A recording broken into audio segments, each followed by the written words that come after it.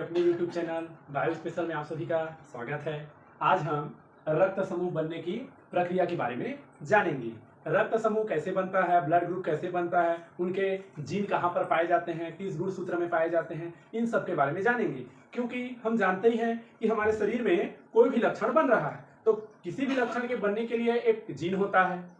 तो वैसे ही एक लक्षण रक्त समूह है तो रक्त समूह को बनाने वाला कोई जीन होगा और वह जीन किसी न किसी गुणसूत्र में पाया जाता होगा। तो आज हम इसी को देखेंगे कि रक्त समूह बनते कैसे हैं, ब्लड ग्रुप बनते कैसे हैं, उनके जीन कहां पर पाए जाते हैं, किस गुणसूत्र में पाए जाते हैं, ये सारी बातों को आज की क्लास में हम लोग देखेंगे। तो चलिए शुरू करते हैं आज की क्लास।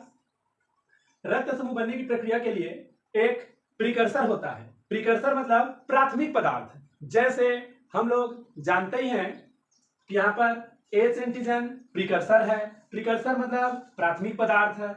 ये आगे जाकर के कुछ दूसरे पदार्थ में बदलेंगे और फिर आगे जाकर के विभिन्न रक्त समूहों को क्या करेंगे, बनाएंगे। तो प्रीकर्सर मतलब प्राथमिक पदार्थ। जैसे हमें जानते हैं कि जो हम लोग छत्तीसगढ़िया लोग हैं वो सभी चीला रोटी खाते हैं, चीला रोटी बनाते हैं। तो उसके लिए हमें चावल का आटा चाहिए। चावल का आटा के लिए हमें चावल चाहिए। तो चावल क्या हो जाएगा, प्रीकर्सर होगा और हमें क्या बनाना है, चीला रोटी। तो जिस प्रकार चावल से आटा बनेगा फिर आटा से हम चीला रोटी बनाएंगे, तो वैसे ही ये प्रीकर्सर है। इस प्रीकर्सर से आगे ब्लड ग्रुप ओ बनेगा, ए बनेगा, बी बनेगा, ए बी बनेगा। तो ये सब बनेगा। तो उन सबको बनाने के लिए प्राथमिक पदार्थ क्या चाहिए, ये galactose N acetyl glucose amine. Galactose N acetyl glucose amine ये क्या है, प्रीकर्सर है, प्राथमिक पदार्थ है। ये आगे तब बदलता है जब गुणसूत्र नंबर 19 में क्यू भुजा में उपस्थित होमोजाइगस प्रभावी या होमोजाइगस हेटेरोजाइगस प्रभावी एलील होता है। गुणसूत्र नंबर 19 में जब होमोजाइगस प्रभावी और होमोजाइगस हेटेरोजाइगस प्रभावी एलील होता है क्यू भुजा में, तब ये फ्यूकोज को इसमें galactose N acetyl glucose amine में जोड़ देता है।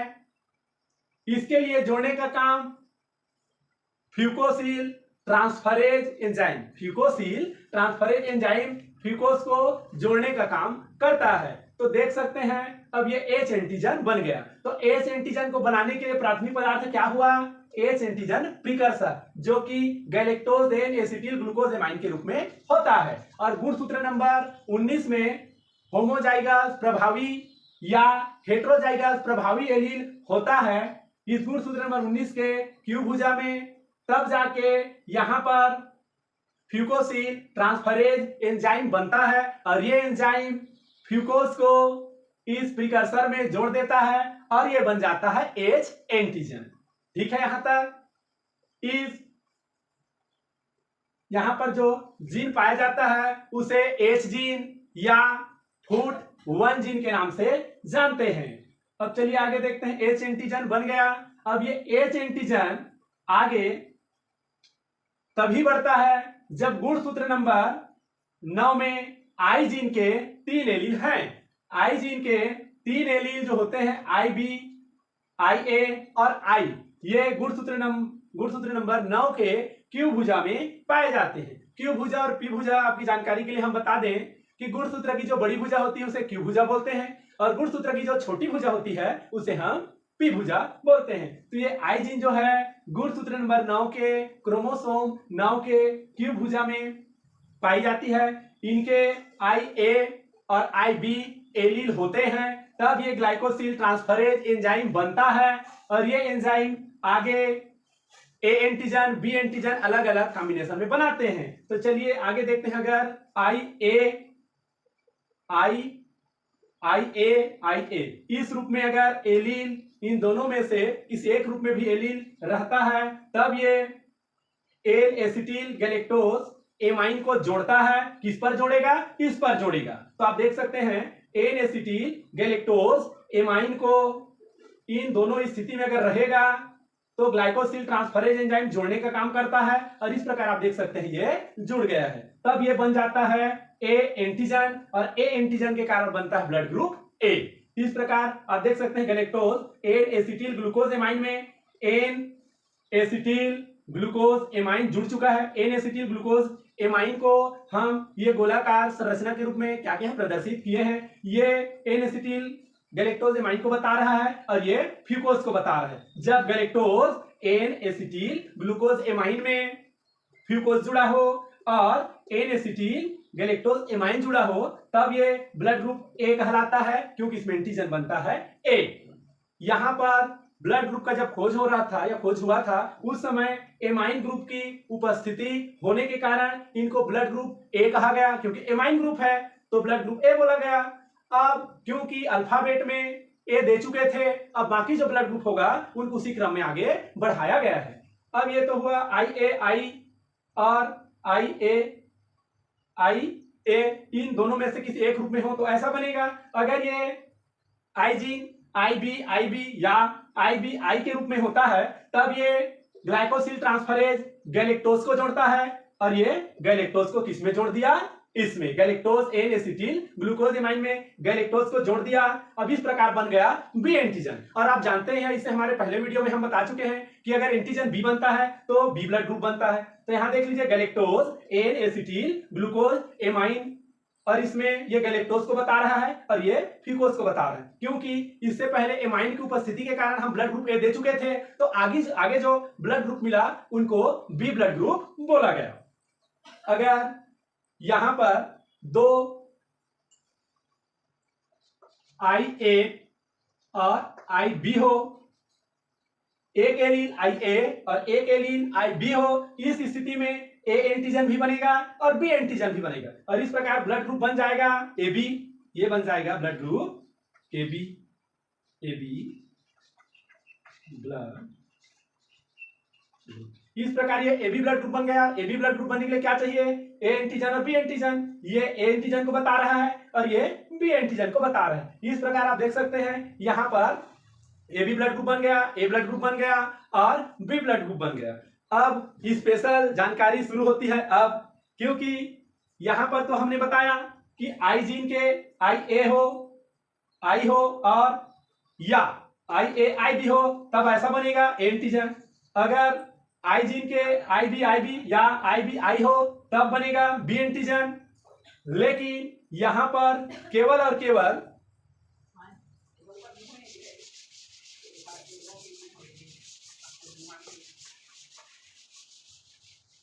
अब यहां पर गुणसूत्र नंबर 9 में आई जीन के आई और आई ये डबल आई वाले एलील हो, डबल स्मॉल आई वाले एलील होते हैं, न ही ए होता है आई जीन के, न ही ए होता है और न ही बी होता है। तो आगे जो हम प्रक्रिया देखे थे वो प्रक्रिया नहीं होता और ये बना लेता है ब्लड ग्रुप, क्योंकि आई जीन के स्मॉल आई दोनों जब रहते हैं एलील, इस स्थिति में ये आगे ग्लाइकोसिल ट्रांसफरेज एंजाइम नहीं बनाता और ग्लाइकोसिल ट्रांसफरेज एंजाइम नहीं बनता तो जो आगे की प्रक्रिया थी वो पूरी प्रक्रिया रुक जाती है और इस स्थिति में बन जाता है जो ब्लड ग्रुप है वो ओ ब्लड ग्रुप। आया कुछ समझ में? क्योंकि गुणसूत्र नंबर 9 की जो क्यूब भुजा में आई ए gene I A I B हो, दोनों में से कोई एक भी होता है तो ये प्रक्रिया आगे बढ़ती है। लेकिन दोनों स्मॉल आई वाले एलील अगर गुणसूत्र नंबर 9 में रहते हैं तो प्रक्रिया आगे नहीं बढ़ता, एच एंटीजन ही रुक जाता है, यहीं पर प्रक्रिया बंद हो जाती है और ये बना लेता है O blood group. O blood group बन जाता है। तो आपको इतना समझ में आ गया। अब देखते हैं बॉम्बे ब्लड ग्रुप कैसे बनता है, गोल्डन ब्लड ग्रुप कैसे बनता है। बॉम्बे ब्लड ग्रुप और गोल्डन ब्लड ग्रुप का कॉन्सेप्ट यहीं पर मजा आएगा समझने में। तो चलिए देखते हैं। अभी तक हमने देखा था कि एस एंटीजन का जो प्रिकर्सर होता है galactose N acetyl glucose amine के रूप में, ये तभी आगे बढ़ता है जब गुणसूत्र नंबर 19 के क्यूब भुजा में होमोजाइगस प्रभावी एलील हो या हेट्रोजाइगस प्रभावी एलील हो। लेकिन अगर ये हेट्रोजाइगस होमोजाइगस अप्रभावी हो, होमोजाइगस अप्रभावी एलील हो तो ये प्रक्रिया आगे नहीं बढ़ता, क्योंकि फ्यूकोसिल ट्रांसफरेज एंजाइम इस स्थिति में नहीं बनता। फ्यूकोसिल ट्रांसफरेज एंजाइम नहीं बनता। इस स्थिति में जब एलील रहता है तो ये आगे नहीं जोड़ पाता, तो ये नहीं बन पाता ऐसे, तो ये भी नहीं बनेगा, तो ये भी आगे नहीं जुड़ेगा। आया समझ में?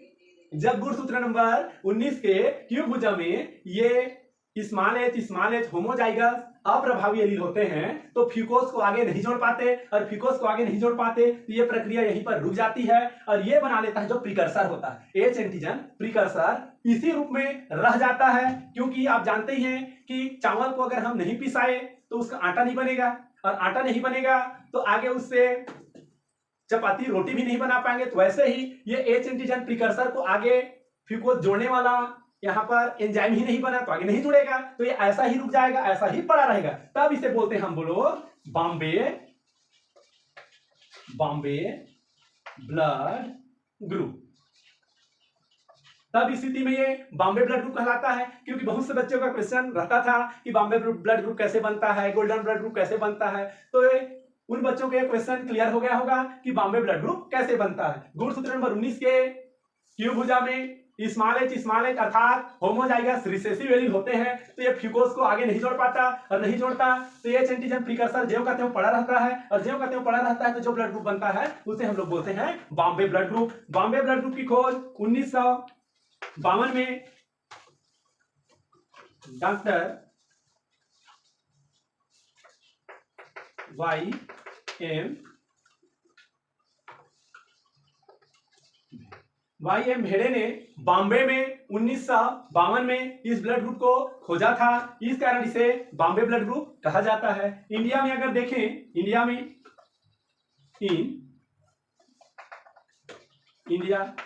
प्रति 10,000 में एक के पास बॉम्बे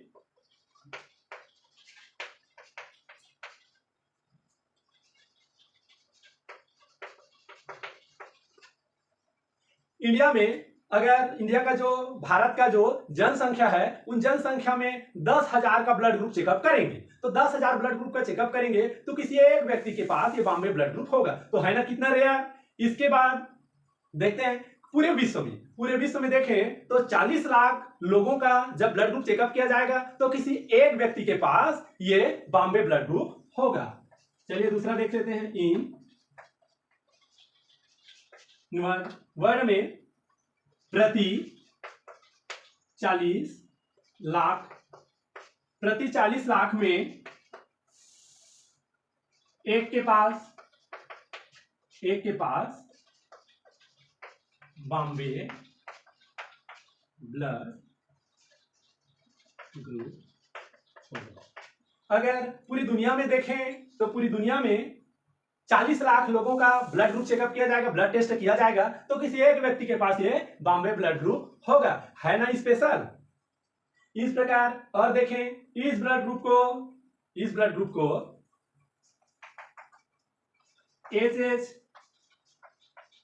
ब्लड ग्रुप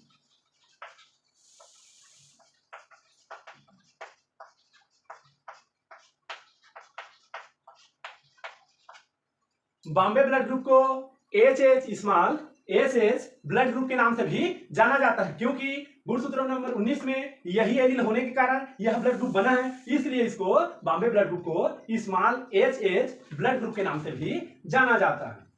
तो आपके मन में अब ये क्वेश्चन उठ रहा होगा कि गोल्डन ब्लड ग्रुप बनता कैसे है। तो चलिए उसके बारे में भी आपको हम ये जानकारी दे दें।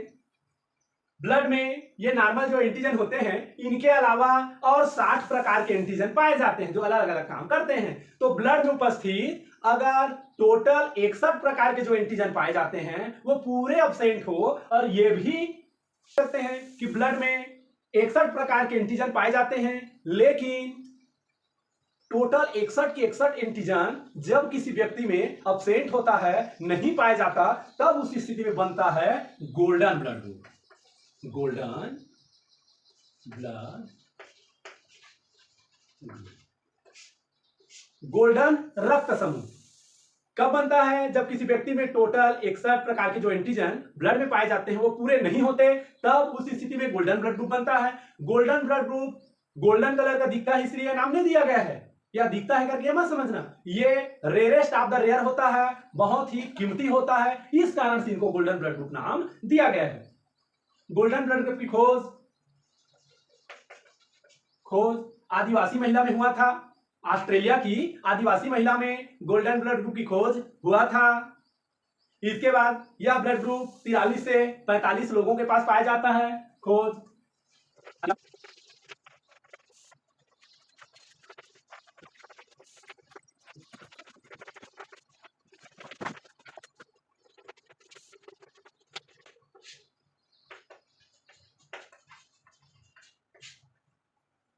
गोल्डन ब्लड ग्रुप उनकी कीमती होने के कारण यह नाम दिया गया है। उनका कलर गोल्डन के आकार का होता है ऐसा नहीं है, गोल्डन जैसा दिखता है ऐसा नहीं है। इसकी खोज ऑस्ट्रेलिया की आदिवासी महिला में हुआ था। ऑस्ट्रेलिया की आदिवासी महिला में हुआ था। ये 1960 से 61 के बीच में खोजा गया था। 5 देश में यह ब्लड ग्रुप पाया जाता है। अब ऑस्ट्रेलिया में खोज हुआ था, वहां तो रहेगा ही। ऑस्ट्रेलिया, जापान, ब्राजील, कोलंबिया और अमेरिका, ये 5 देश में पाए जाते हैं।